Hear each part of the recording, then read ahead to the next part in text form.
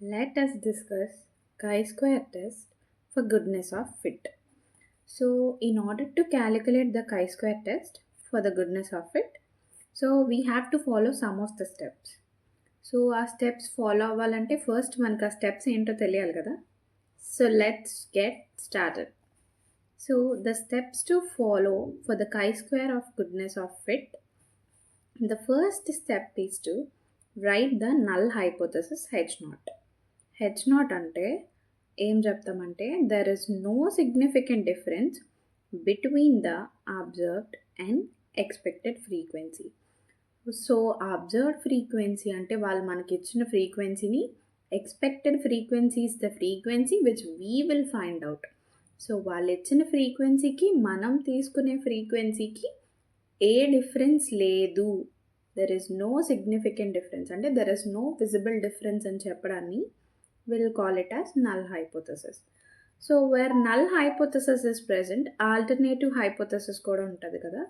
So the alternative hypothesis is there is a significant difference between the observed and expected frequency. So observed frequency ki expected frequency ki difference undi. Where comes the null em cheptadi? There is no significant difference. So alternative hypothesis, there is a difference between the observed and expected frequency. So the step 3 is level of significance. Level of significance ni manam alpha antam. Mostly in every question, the level of significance which we will consider or వాళ్ళు ఇచ్చిన మనం తీసుకున్న mostly the 5% is the most appropriate for the chi-square test. If at all వాళ్ళు చెప్తే alpha the level of significance should be taken as 1, so వాళ్ళు ఏం చెప్తే మనం అది తీసుకోవాలి. ఇఫ్ ఎట్ ఆల్ వాళ్ళ క్వశ్చన్లో ఏమీ లేదు, ఏమీ చెప్పలేదు అంటే మాత్రం అప్పుడు మనం 5% తీసుకుంటాం. So the test statistics is chi-square calculated value is equal to sigma I is equal to 1 to n OI minus EI whole square by EI. O is an observed frequency. E is an expected frequency. So the observed frequency which they are given, expected frequency adi manam teeskuntunnam.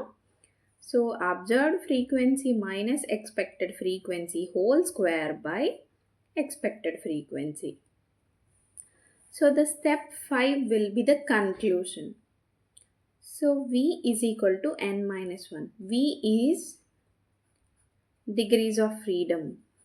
V is degrees of freedom. So Vని calculate చేయాలంటే formula n minus 1, where comes n is number of observations. n minus 1 of freedom when n is given. So ఎన్ని observations ఉన్నాయి అని వాళ్ళు మీకు ఇస్తారు కదా, so అప్పుడు మనం n-1 తీసుకుంటాం. లేదు అంటే ఏమీ ఇవ్వలేదు క్వశ్చన్లో, అది ఏ డిస్ట్రిబ్యూషన్, ఏ టైప్ ఆఫ్ డిస్ట్రిబ్యూషన్ కూడా ఇవ్వలేదు. So then also we'll consider v is equal to n-1. v is equal to n-1 of degrees of freedom when it is binomial distribution. Binomial distribution అయినప్పుడు కూడా we'll consider v is equal to n-1. V is equal to n-2 of freedom for Poisson distribution. Poisson distribution ki chi-square test calculate cheyandi ante we need to take v is equal to n-2. అలాగే v is equal to n-3 ఎప్పుడు తీసుకుంటామంటే for normal distribution జరిగినప్పుడు v is equal to n-3 చేసుకుంటాం. So మనం already చెప్పాం కదా ఇందాకలా, v అంటే degrees of freedom, n అంటే నంబర్ ఆఫ్ అబ్జర్వేషన్స్ అని. సో ఇప్పుడు మనం chi-square tabulated వాల్యూని ఫైండ్ అవుట్ చేయాలి. If degrees of freedom is calculated, then find chi-square tabulated value at alpha level using v. అంటే మనం తీసుకున్న డిగ్రీస్ ఆఫ్ ఫ్రీడమ్ వాల్యూని ఆల్ఫా వాల్యూ అంటే లెవెల్ ఆఫ్ సిగ్నిఫికెన్స్ని యూజ్ చేసుకొని మనం chi-square tabulated వాల్యూ కనుక్కుంటాం. సో chi-square tabulated వాల్యూ కనుక్కోవాలంటే we need to have a chi-square table. So అది ఎలా క్యాలిక్యులేట్ చేయాలి అనేది నేను మీకు సమ్ ఎక్స్ప్లెయిన్ చేసినప్పుడు చెప్తాను, no need to worry. So ఇప్పుడు మనం తీసుకున్నాం కదా chi-square క్యాలిక్యులేటెడ్ వాల్యూ, అంటే మనం క్యాలిక్యులేట్ చేసాం. Tabulated value should be seen in the table. So if at all మనం క్యాలిక్యులేట్ చేసిన వాల్యూ టేబుల్ వాల్యూ కన్నా తక్కువ ఉంటే, అంటే మనం క్యాలిక్యులేట్ చేసిన వాల్యూ టేబుల్ వాల్యూ కన్నా తక్కువ ఉంటే మనం నల్ హైపోథెసిస్ని యాక్సెప్ట్ చేయాలి. నల్ హైపోథెసిస్ అంటే ఏంటి? There is no significant difference between the observe and expected frequency. So నల్ని యాక్సెప్ట్ చేస్తున్నామంటే ఆబ్వియస్గా మనం ఆల్టర్నేట్ హైపోథెసిస్ని రిజెక్ట్ చేస్తున్నాం.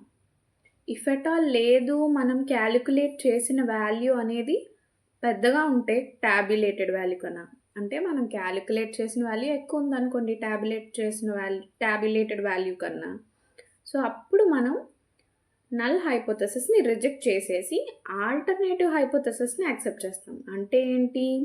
There is a significant difference, ఏదో తేడా ఉంది ఆ అబ్జర్వ్డ్ అండ్ ఎక్స్పెక్టెడ్ ఫ్రీక్వెన్సీ మధ్యలో అని సో మనం కన్క్లూడ్ చేస్తాం.